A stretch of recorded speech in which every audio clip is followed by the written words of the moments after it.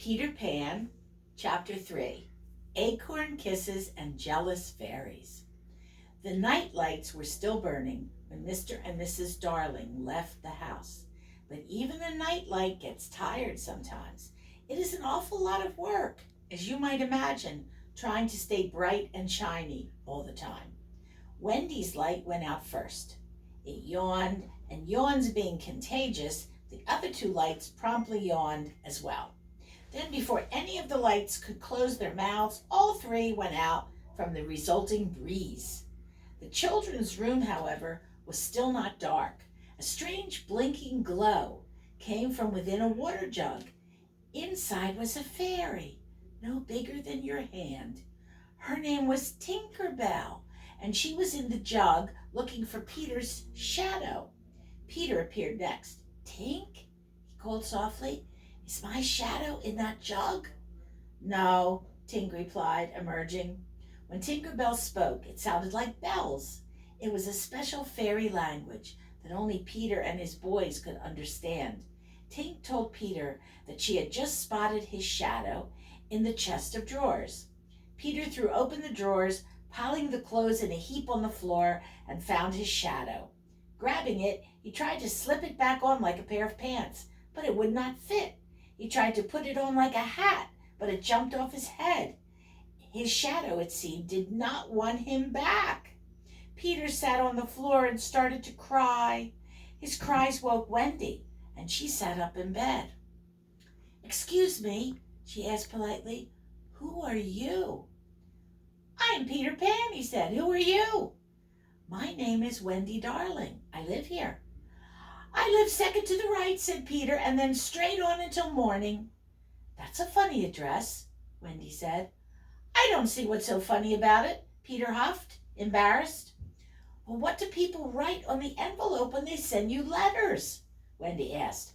"No one sends me letters," Peter said in a low voice.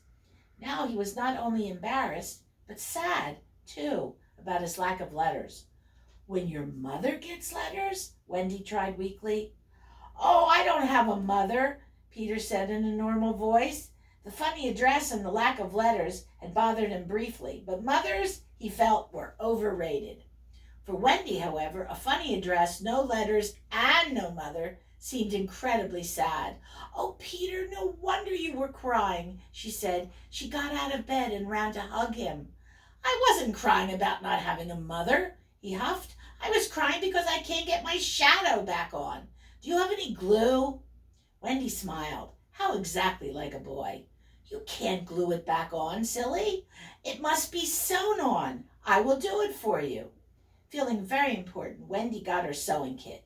Within minutes, the shadow was back where it belonged, even if it was a bit wrinkly. Wendy wondered briefly whether she should have ironed it first.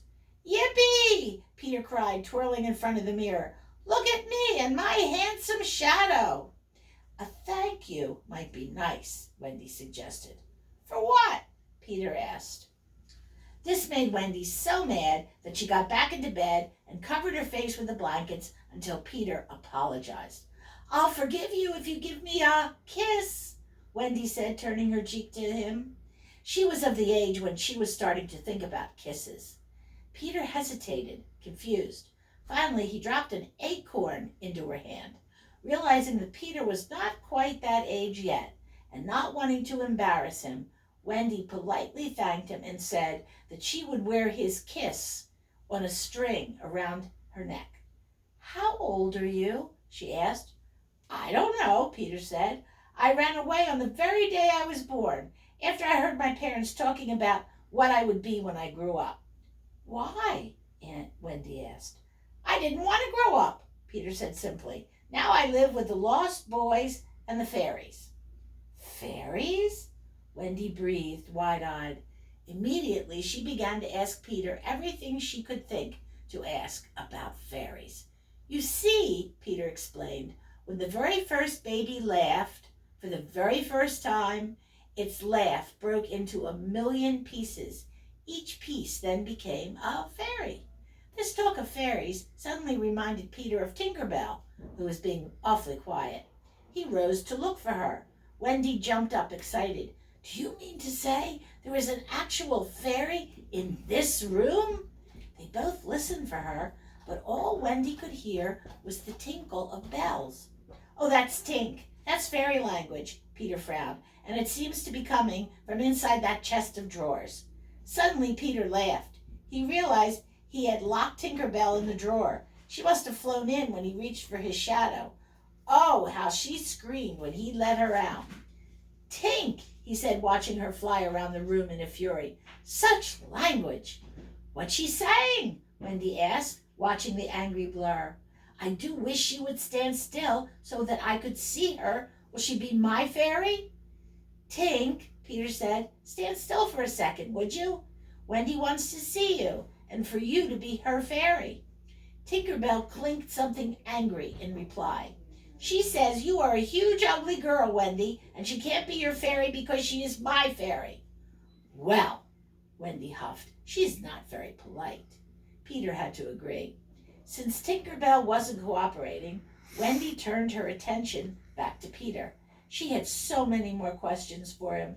He told her all about the lost boys who had fallen out of their strollers when they were babies and had never been claimed. I'm your captain, he said. What fun, Wendy replied. But are there no girls on the island? Oh, no, Peter replied. Girls are too smart to fall out of their strollers. What a nice thing to say, Wendy replied, blushing. Suddenly, Wendy screamed. It felt as if someone had pulled her hair. That must be Tink, Peter explained. She certainly is being naughty today. Tinker Bell told Peter that she would continue to misbehave so long as Peter kept being nice to Wendy.